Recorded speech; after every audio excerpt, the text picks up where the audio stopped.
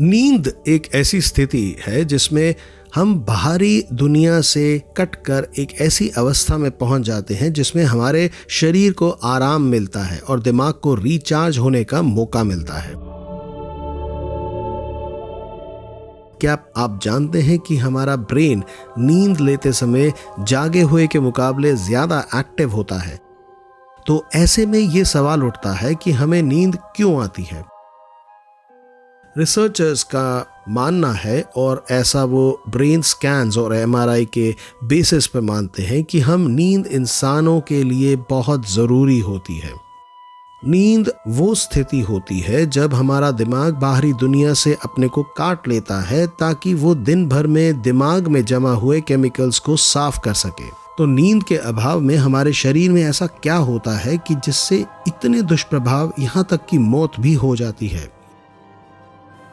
वैज्ञानिक मानते हैं कि ऐसा होता है हमारे दिमाग में जमा होने वाले वेस्ट केमिकल्स के कारण। हमारे सेल्स सारे दिन ऊर्जा बनाने में व्यस्त रहते हैं और इस क्रिया में एडिनोसिन नामक केमिकल भी एक बाय प्रोडक्ट के तौर पर उत्पन्न होता है। जैसे जैसे एडिनोसिन की मात्रा बढ़ती जाती है, हमारे दिमाग को नींद के सिग्नल्स मिलने शुरू हो जाते हैं।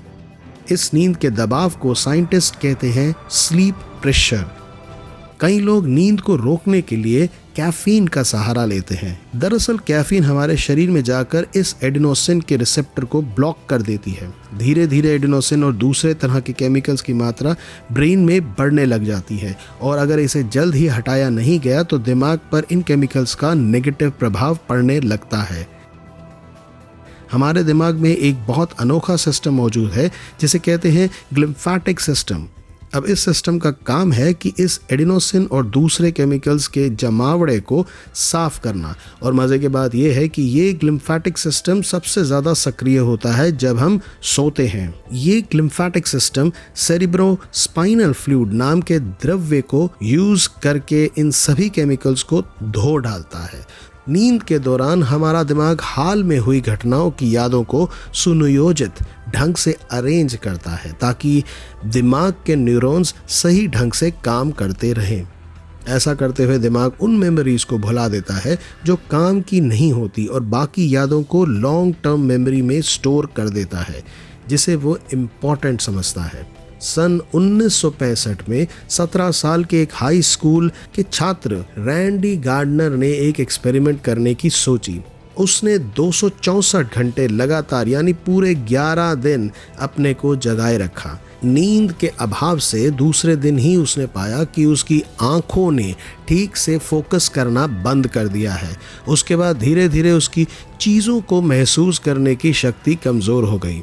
बिना सोए जब उसका तीसरा दिन चढ़ा तो वो चिड़चिड़ा होने लग गया। एक्सपेरिमेंट के खत्म होते होते रैंडी की शॉर्ट टर्म मेमोरी और कंसंट्रेशन पावर बेहद कमज़ोर हो चुकी थी।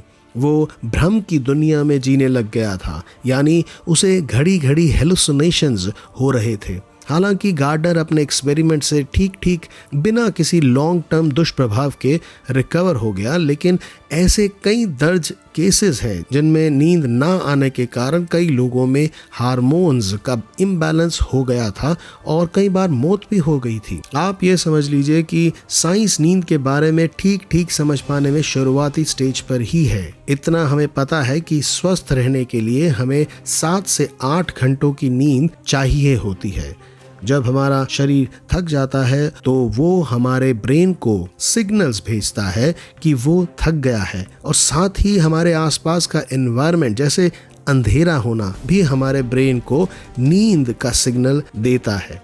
धीरे धीरे हमारे ब्रेन में नींद को लाने वाले केमिकल्स जैसे एडिनोसिन या मेलाटोनिन का रिसाव स्टार्ट हो जाता है। धीरे धीरे हमारी सांस और धड़कन स्लो होने लगती है और हमारी मांसपेशियां रिलैक्स होने लगती हैं। इस फेज को नॉन REM फेज कहते हैं, यानी non rapid eye movement phase. इस स्टेज से हमारे DNA रिपेयर होने प्रारंभ हो जाते हैं और बॉडी की रिपेयरिंग साइकिल शुरू हो जाती है। नींद के दौरान हमारा दिमाग ऐसी 4 स्टेजेस या फेजेस से गुजरता है। स्टेजेस 1, 2, 3 और REM फेज। एक रात में हम ऐसी कई साइकिल से गुजरते हैं। हर एक स्टेज को 5 से 15 मिनट लगते हैं, तो इसलिए एक पूरी साइकिल को औसतन 90 से 110 मिनट लगते हैं सारी स्टेजेस को पूरा करने के लिए। चाहे आज हम नींद के बारे में कितना भी कम जानते हो, लेकिन तब भी ये तो तय है कि नींद हमारे शरीर और दिमाग के लिए बेहद जरूरी है। 6 घंटे से कम नींद लेने से धीरे धीरे दिल के दौरे पड़ने का चांस 4.5 गुना बढ़ जाता है। तो आप ये समझ लीजिए कि 7 से 8 घंटों की नींद हमारे लिए बेहद ज़रूरी है, और ये हमारे शरीर की एक ज़रूरत है, बिल्कुल वैसे ही जैसे हमारे ज़िंदा रहने के लिए हवा, पानी और खाना। जिस एल्गोरिथम पर हमारा दिमाग काम करता है वो सचमुच में अद्भुत और लाजवाब है, और जिसे अगर साइंटिस्ट समझ लें तो हमें हमारा दिमाग समझने में काफ़ी हेल्प मिल जाएगी। तो ये था आज का वीडियो। आपको कैसा लगा आप अपने कमेंट्स नीचे दिए गए कमेंट सेक्शन में लिख दीजिए, और अगर अभी तक आपने इस चैनल को सब्सक्राइब नहीं किया है तो नीचे दिए गए सब्सक्राइब बटन को क्लिक कर दें और साथ में दिए गए बेल आइकन को भी क्लिक कर लें। तो अगली बार तक के लिए नमस्कार, जय हिंद।